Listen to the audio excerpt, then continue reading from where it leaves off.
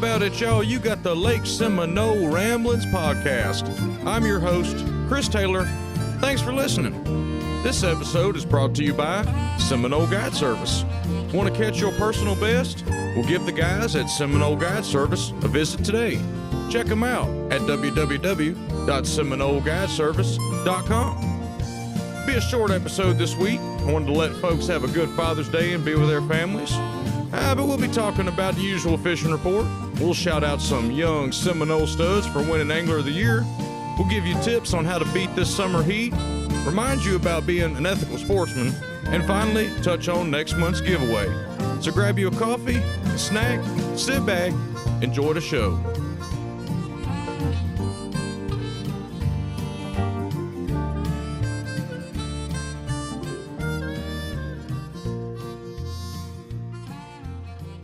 All right, before we get into the show, I wanted to announce the launch of our Lake Seminole Ramblins online store. So over there, we have Lake Seminole apparel, gifts, and drinkware available to you.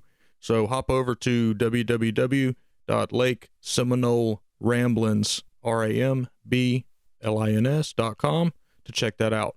Got some really nice t-shirt designs on there. All of these are on Comfort Colors tees, so real nice quality. They got some cool colors. Everything proceeds and everything from there goes back to supporting and improving the podcast. So y'all, this takes a lot of work to do this weekly report for y'all. We have to be on the lake. We have to be researching what's going on. We have to be thinking about topics to cover that's relevant to what we're doing. So it really does take a lot of work and a lot of time. So any way that we can get some support would be awesome. And this is just a way to improve the podcast, help us get some new microphones, help us improve the audio quality and all of that stuff, as well as bring some more Lake Seminole apparel to y'all. These are all local designs. This isn't anything that we paid somebody to do. This is just something that we're doing. So head over there and check it out. We have also launched a Patreon. You can head over to Patreon and support us in other ways besides buying merchandise. We have a few different packages available, including one or two of them with a monthly Lake Seminole bait box. That's a subscription. So we've had some awesome sponsors kick some baits in and have agreed to participate in the bait box. So this will be a box of monthly baits that are working on the lake currently. So it'll be really cool. You definitely want to check that out. The link for the Patreon will be at LakeSeminoleRamblins.com. All right, water condition report. Flint River has its normal stain, 84-86. Spring Creek is clear, 84-86. Fish Pond Drain is clear, 85-87. We are seeing some 90-degree water in some real shallow back areas. And Chattahoochee River has a slight stain, 84-86. Water levels have fluctuated from 76.0 beginning of the week to 77.07, with level at publication being 76.63. And intense heat has settled over the area with heat indexes over 110 degrees. Y'all, it's hot, so be careful out there. Fishing report, bass fishing, y'all, has settled in its typical summer pattern. The fish can be caught early in the morning. Flukes, worms, and occasional spinnerbait is what we're hearing right now. And a rare topwater bite, you might get one all day. It's been real tough. I've had probably 5 or 6 fish just stalk my topwater bait. Doesn't matter what it is, what you throw. If you can figure out how to get them to actually react to it, but a lot of them are actually just stalking it to the boat. And as the sun comes up, you got to slow down. You got to work worm, about hit them in the head with it. Remember, these water temps are approaching 90 degrees. Some are 90 degrees in some spots. So make sure you are checking outside grass edges on structure points. You want a little bit deeper water, 10, 15 foot, 8 foot. I've been seeing them in the deeper stuff. Also check the river ledges in both arms. So Chattahoochee and Flint, check both river ledges, idle down channels using side scan. It's best to focus on some structure points coming meeting a ledge as well. So once you find a school, go to work, use crankbait, spoons, flutter spoon, jigging spoon, whatever your preference is, and Carolina rigs. Those all work really well. The crappie fishing, y'all, continues to be good. Crappie fishing in the summertime at Seminole is always good. It's just like the wintertime. It's a good time to fish for them because they're feeding up on shad fry and the grass shrimp. So you can catch them just like Randy was saying last week. It's the same type deal, 8 to 10 foot. scattergrass, jigs, little chartreuse in the tail, like a brown. They'll eat it straight up.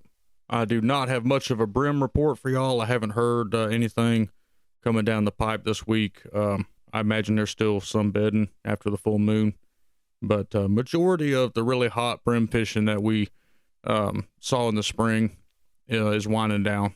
So just not much to report on that. If you've been watching the weather lately, you've probably heard about their doomsday predictions of 100-degree summer. Any doubts of that coming true are quickly fading when you step outside. 10 seconds of being outside and it's like taking a shower and putting your clothes on wet. Yeah, I know. Yeah. I figured I'd give y'all some tips on how to make sure you don't get heat exhaustion or dehydrate yourselves or anything. But so the science rundown of how our body cools itself is actually pretty interesting. Normally folks stay cool when the body sheds heat flowing from the body to the environment, and that's done by two methods.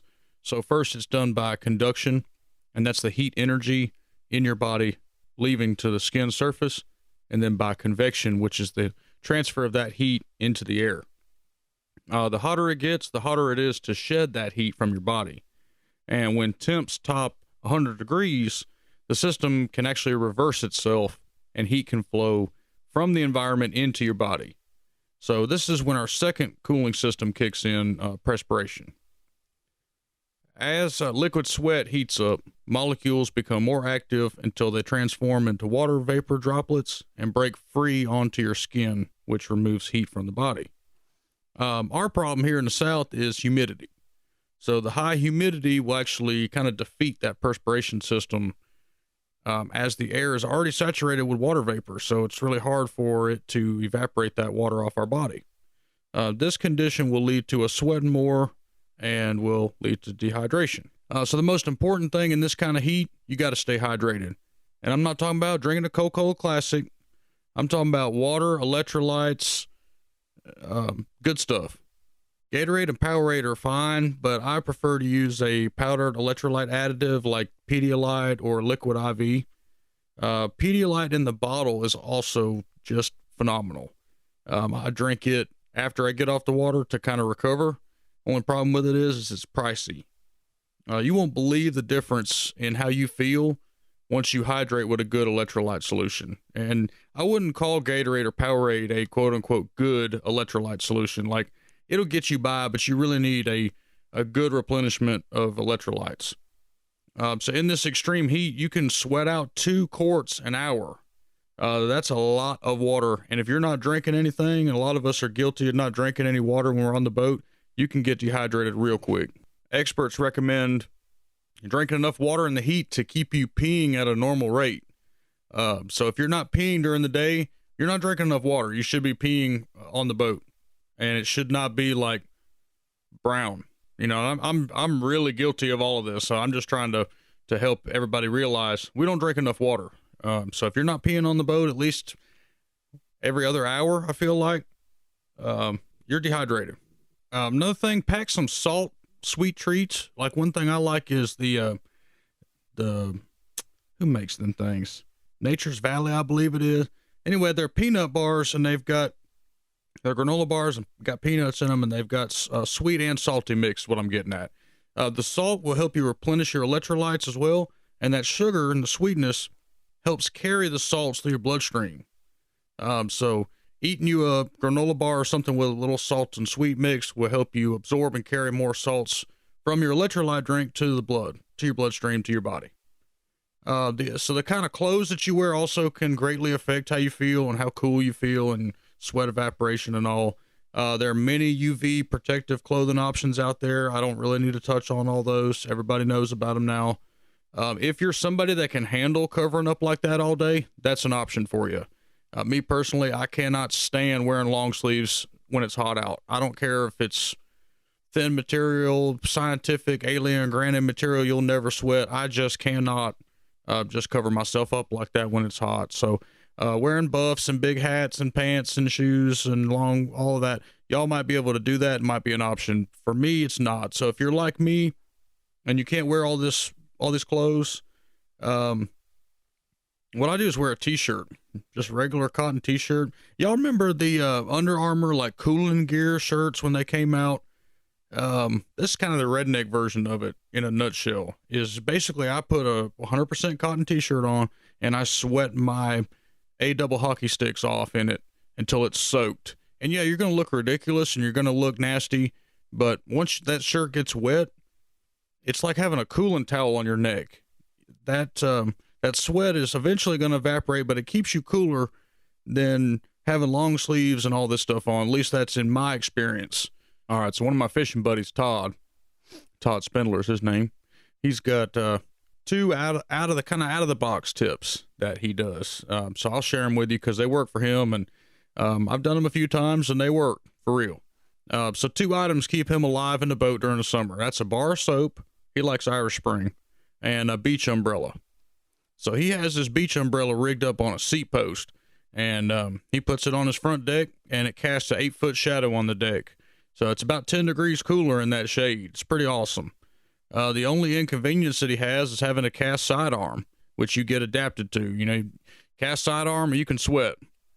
What about the bar of soap? Well, that's easy. When you feel like you can't take it anymore, get you some clear water, jump in, take a bath. He takes that bar of soap and gets him a quick little bird bath, and he swears me feel like a brand new man. And so you don't have to swim for 30 minutes or so. Keep you a towel in the boat also, which most of us do. But just jump in, skin down to your underwear, jump in, take you a quick bath, and he swears by it, y'all. He said it's the only way that he can fish all day long without having to take a break. But regardless of what your tactics are, y'all, if you start experiencing chills when you're in the sun, or like super excessive sweating, you're feeling faint, you're dizzy, rapid pulse, if you're cramping, or you feel like you're going to throw up, or you've got headaches and stuff, stop what you're doing. These are symptoms of heat exhaustion, and you got to get off the lake right then and there. Take immediate action and get off the lake. Serious organ damage can occur at this stage, and so basically don't let yourself get there. There's nothing to prove by standing out in the sun and sweating and dying all day. Like, nobody's going to think you're cool because, oh, look at Bill over there. He's out there dying. No, just go in and chill. The fish will still be there, and you can come back the next day or come back at night. But summertime extreme heats, you got to start altering your habits a little bit. And a lot of guys will start going to night fishing this time of year just because, man, it's so brutal. You can either fish when it's 95 or you can fish when it's 75 at night. So, but I hope those will help you out, because as anglers, we can't let the heat dictate to us sometimes. Sometimes you just got to go. And so you have to learn to adapt and overcome conditions that are given to you if you want to catch fish in the heat. So, try these tips. I hope they work out. Let us know if you've got an idea for it, because we're going to be in this for a while. We'll just keep talking about other things you can do to try to beat this heat. So hit us up on our Facebook if you want to reach out and got some ideas for us to share. Big shout out to Southwest Georgia Academy anglers, Brunson Fain and Jackson Ginn. They were recently named the Real Money High School Trail Anglers of the Year.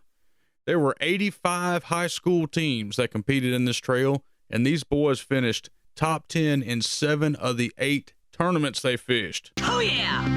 They secured Angler of the Year title, which earned those boys a spot in the national championships to be held June 22nd through the 25th on Pickwick in Florence, Alabama. Congratulations, boys. Good luck at the championships. We'll be following the story, and we will let everybody know how y'all do. All right, I hate to have to be this guy, y'all. I'm sorry. Bear with me a few minutes. We got to touch again on being an ethical sportsman. I really feel like I shouldn't have to keep talking about this, but y'all, please respect the wildlife and the hunting seasons. Don't be a poacher. Don't be that guy. Don't be trashy and think it's cool to shoot out of season. It's really not cool, okay? It really ain't. It's not worth losing your hunting rights over. It's not worth losing your firearms and stuff over. Just don't do it. There was a kind of a situation down here at the lake. I'm not going to speculate on it, but it involved an alligator, and a couple people lost their lives. Y'all, it's not worth it. Leave them alone. Another thing, don't leave your trash in the water, please, on the docks, in the grass, around the boat ramps. There are garbage cans there for a reason. Do not back down the ramp and get your boat ready to launch while people are waiting behind you on the ramp. I understand a lot of guys are just weekend warriors and all. Guys, please don't pull onto the ramp and then load your boat full of the cooler and your wife and all this stuff. Pull off to the side, get everything ready. When you're 100% ready to launch the boat, then please back down the ramp. Anyway, it's going to be busy. Please make sure you don't block the ramps up. We really love when y'all come visit. Don't get me wrong. That's our whole plan. We really want more folks to come visit this beautiful area. But please, when you come, do not trash our beautiful lake or cause harm to the wildlife for no reason. You would be shocked at the amount of trash that I personally clean up after every weekend. It's very disheartening. And no, a lot of people say, oh, the prisoners need something to pick up. Now, they ain't coming out for work detail. It's going to be me or it's going to be somebody else. It's locals like us that have to pick up behind y'all. So if you see somebody blatantly doing something ridiculous, go say something to them or call the game warden. And the game wardens, I assure you, will be happy to go talk to them. So let's just make sure that our resource is clean and safe for everybody to use. And please respect the lake and the resource. All right, I'm done fussing. I want to talk about next month's...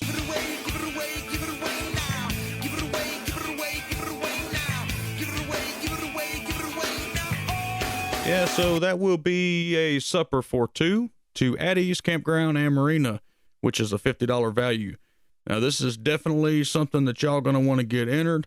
It will give you an opportunity to take your grandmother, mother, father, brother, sister, cousin, whatever it is, sweetheart, girlfriend, boyfriend, whoever you love. It'll be an opportunity to take them to a really nice place on the lake and get you a good supper and enjoy the fine food that they're pumping out over there. So Mr. Don and Miss Patty have been sinking their whole soul, blood, sweat, and tears and every cent they've got into resurrecting formerly Jack Wingate's Lunker Lodge. This is a legendary place. It was here before the lake was made. So it's great to see somebody come in and take it back over and actually be serious and passionate about getting it back to the way it was with adding their own modern twist to it. So there's rumors that all the ramps are being rebuilt. There's rumors that there's going to be a veterans kind of resort paradise type deal out there. Bottom line is the folks are awesome. They're really kind and they'll bend over backwards for you. So definitely go check them out and get ready to enter the giveaway. You've been listening to the Lake Seminole Ramblins podcast. I'm your host, Chris Taylor. Y'all, thanks so much for listening. Do us a favor, if you have not subscribed or given us a review on your podcast platform, please do so we can get growing. Also, we'd love some support on Patreon, and we'd love some support at LakeSeminoleRamblins.com. Go get you some apparel, drinkware, or gifts. Y'all, thanks so much, and tune in next week for another show.